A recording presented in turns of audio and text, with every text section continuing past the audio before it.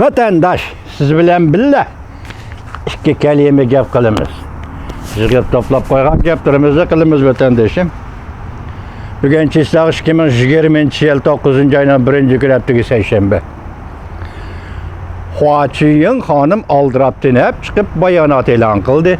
Amerika Qo'shma Shtatlariga norozilik bildirdi. Amerika Qo'shma Shtatlari hukumati bilan Tayvan yaqinda dedi Amerika Qo'shma Shtatlarining muavin davlat ishlar kotibi savdo suhbatini boshlaydi. Hurmatli Hua Chunying xonim, bu ish shunda eg'irmisiz oldirab chiqib bayonot qilganingizni qaraganda bak eg'ir ish o'xshamadi bu. Shundaqmidi Hua Chunying xonim? Hindiston to'qinishi deymiz. 5 qatim, 6 qatim suhbat o'rtada o'tgan dedik. Hammasi mag'lub bo'ldi. Bugun Bangon Tiso atrofida. Bangon Tiso ko'ligi isinglarda bor vatandoshlar. Dalay Lamaning muavini Lobsang Sangay qachon 2018 mi? Shu yilda bayroq qadag'an edi. Demak, hozir Hindiston bu atrofda ko'p yerlarni kontrol qildi dedi.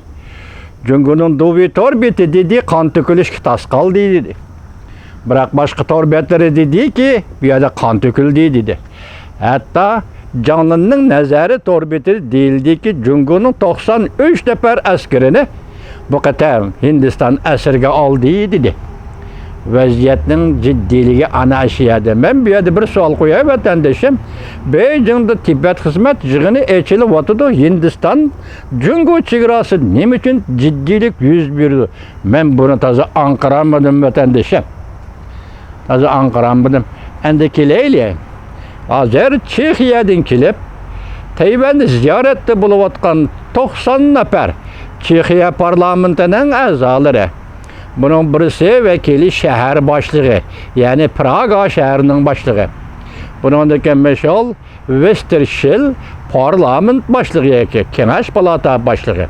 Bu kişi Çexiyanın devlet tüzümünde ikinci derecelik adam. Yani devletinin ikinci derecelik kadri.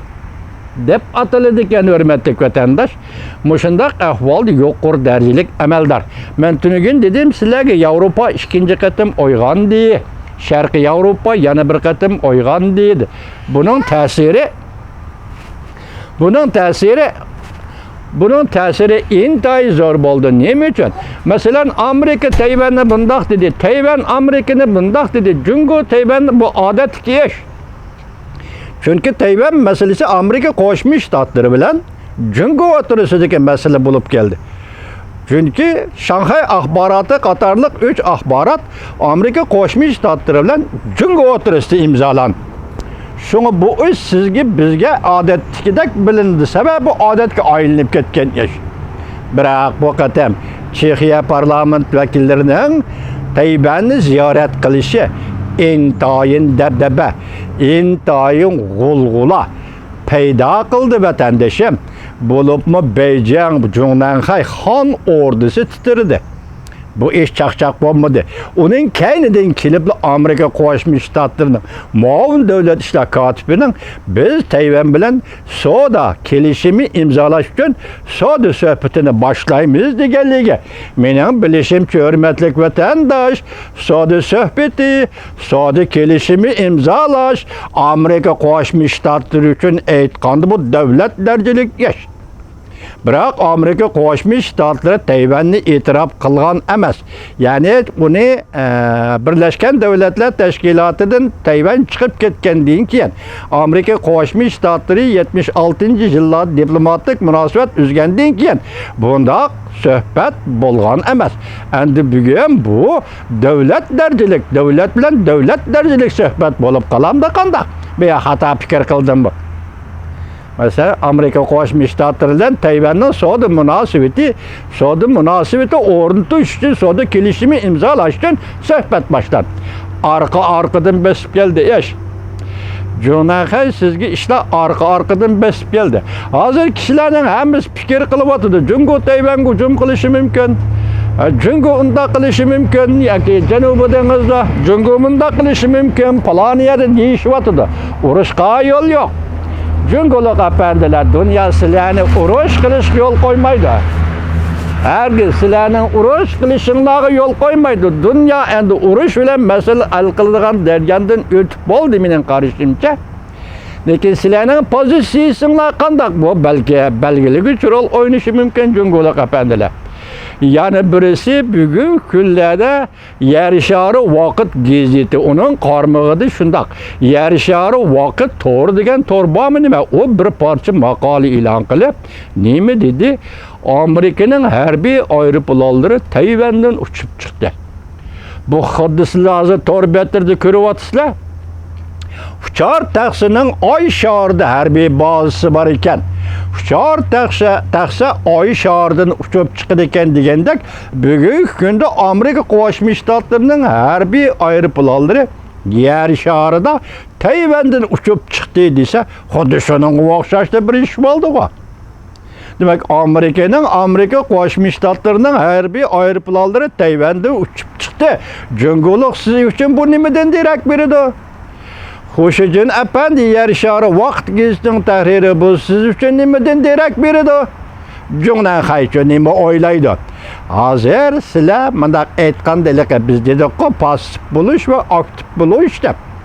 Siz passiv o'ringa tushib qoldingiz. Men yana shuni deymanki, jungdan qay bundan qutulishning birdan bir yo'li Tibetni qo'yib o'tish, Uyg'uristonda qo'yib o'tish. Oxirda Rimboga shunga aytamanki, oxirda Dovitor bitiga shuni aytamanki, hujjatlarni tarixdagi siyosatlarni o'zgartmanglar. Xuyobonning shu vaqtda e'lon qilgan 6 moddalik siyosati Tibetga qaratilgan. 6 moddalik siyosati Xinjiang Uyg'ur avtonom rayoni qaratilgan bu tarixiy hujjat. O'zgartmanglar. Agar vaziyat majburldi desanglar buning yo'li boshqa. Lekin tarixiy hujjatlarni o'zgartmanglar. Bu yerda yana bir nuqta.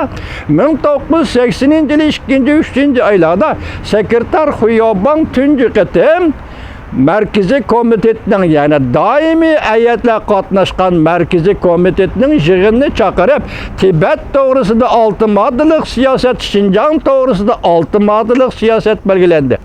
Shuningdek keyin Markaziy komitetning yig'ini chaqirilib baqqan emas. Sizlar ozimizni qilmanglar, qalaymaqonlashtirmanglar.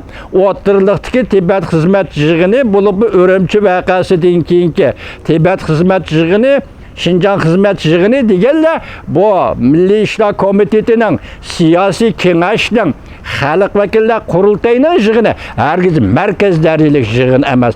Men shuni tabriklaymanki, Dovitor bitamri mirbovsilarni birinchi qatim, tunji qatim Xuyobon yig'in ochdi.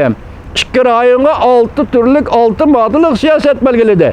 Sizlar endi shuni ijro qilish uchun 2-chi qatim markaz darajalik yig'in ochdinglar 28-29 kuni.